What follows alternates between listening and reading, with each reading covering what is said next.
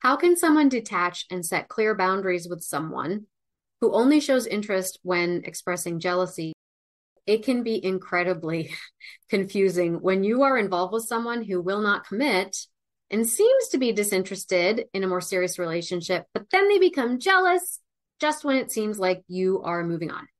And you might ask yourself, could it be that this is a sign of genuine interest? And should I hold out longer? Right? You might start to ask yourself questions like that. And so then what happens? You let your boundaries down and you bend to their will and you reassure them of their importance in your life, only to have them be satisfied enough. And then they disappear again once all is said and done. After this happens a few times, you might start to feel angry. Maybe you start to feel used or frustrated. Maybe you're mad at yourself for falling for it again. But because you have that soft heart, it's difficult to put those boundaries in place to protect yourself and let them know where you stand, because you so enjoy and desire that delicious sense of connection. Now, if this sounds like you in this segment, I want to explore a few important steps to detach and start to set clearer boundaries.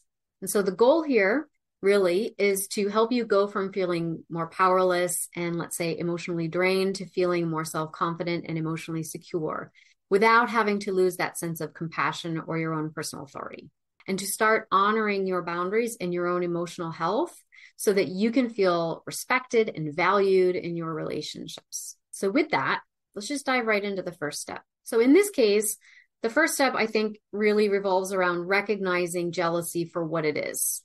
Okay. Now, I don't know this person personally, but based on the information provided and my 15 plus years of working with these types of dynamics, I'm going to assume that in this case, the jealousy is functioning as a fear of loss, expressing itself like an ego concern. So they won't commit to you when you're available, but when faced with the possibility of losing you or of losing your attention and your affection, suddenly they're concerned. And so it's really about protecting the existing proximity between you. It's called an attachment proximity between you, and ensuring that you're going to stick around as a source of esteem for their ego. Now, I just want to note here that jealous feelings in and of themselves are not bad feelings. Okay. They usually reveal our more tender vulnerabilities and fears. And that can be super useful information, right? But it is the actions that we take in response to those feelings and the impact of those actions on others that are really a matter of willful choice. And it has to respect the boundaries of everybody involved. So in this case, if he had the tools to recognize the source of his jealousy, which is some degree of insecurity, it could be an opportunity to dig deeper into his interpersonal dynamics and allow him to show up to your relationship in a more authentic, sincere, and perhaps intentional way. Now, that might even give you a chance together to evolve whatever the relationship might mean to both of you. However, if he gets jealous and then you acquiesce to his desires, letting your boundaries down, and then he disappears once everything is back to the status quo, then there is no intention to change this dynamic. There is no exploration of personal responsibility and where the jealousy came from to begin with. And so in that instance, you have in effect become somewhat objectified in this relationship. You're sort of a character in a projected play. And so he's likely to keep you simmering on the back burner in service to his insecurity. Now, if you allow that pattern to continue, it's likely to have a negative impact on your esteem, right? Now, if you want to learn more about how jealousy can actually facilitate personal growth and improve relationships, I do have a YouTube video on this topic. It's called How to Cope with Jealousy, 4 must-know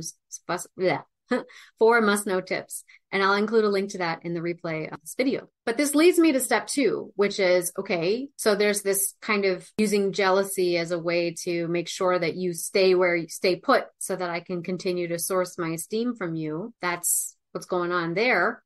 Well, what's going on for you, right? So the second step is we want to check what is their jealousy bringing up for you, right? So we want to check our own need to satisfy their jealousy without further inquiry. And if it's difficult to set boundaries with this person, and according to this inquiry, I suspect it is, then it's likely that they are giving this person some kind of power over them. Maybe you read into the jealousy and you think it's some sign that he truly loves you and one day he'll come around. So you relax those boundaries, hoping that it means that he's going to start to move closer to you. That's one possibility. The other possibility is you might have a fawning response. Okay. So you believe that if you just give him enough of what he wants, then he'll back off and leave you alone. Neither of those outcomes is likely to happen, because if this is someone who regularly refuses to commit and then only shows up when their pride and possessiveness is threatened, you're just a source of validation and esteem for them.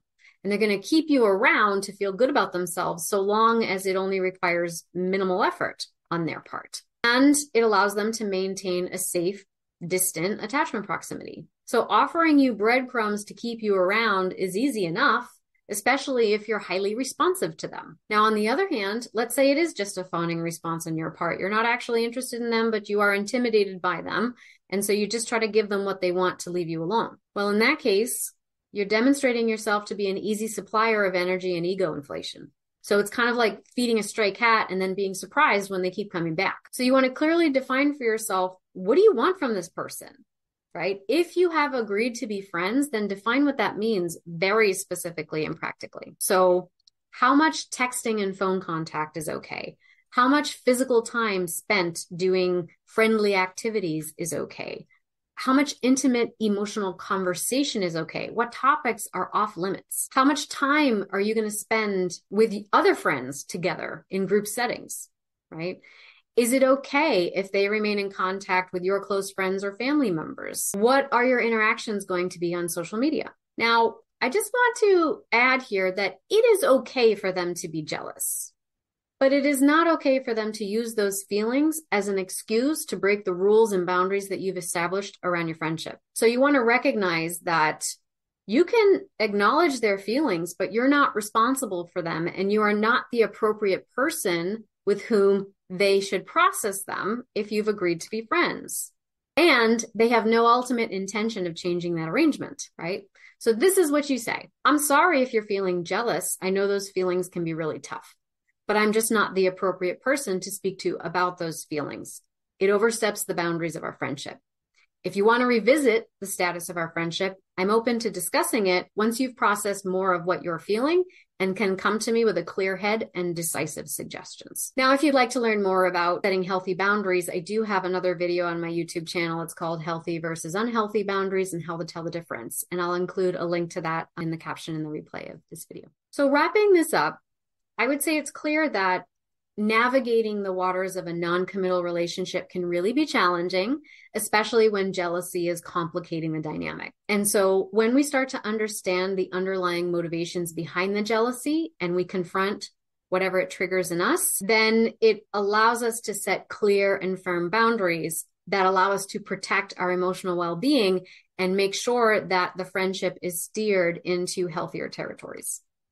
Now, remember, your value does not decrease based on someone's inability to recognize your worth and what a great partner you would be if they were to commit to you in a real relationship. And it's essential that you honor your boundaries, which is going to allow you to experience more self-respect and to know that you are valued in relationships, whether or not they decide to commit to you. If you're struggling to do this, if you're struggling to establish this, and then you're struggling to communicate it, again, I'd recommend my course, The Courageous Communicator, because we dive more deeply into this and we talk about what are some ways that we can cultivate our communication so that we set boundaries that are respectful, that are empowering, and acknowledge the impact of our attachment styles on each other. I'll leave a link to that if you want to learn more about it. I have a free training to check out that course, and I'll leave that in the caption of this video and the replay.